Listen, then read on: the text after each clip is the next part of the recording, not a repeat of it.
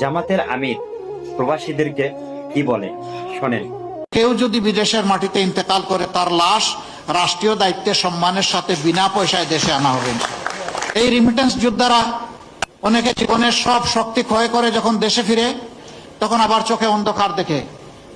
আমরা তাদের জন্য ইনশাআল্লাহ সোশ্যাল রিভলভিং ফান্ড করব।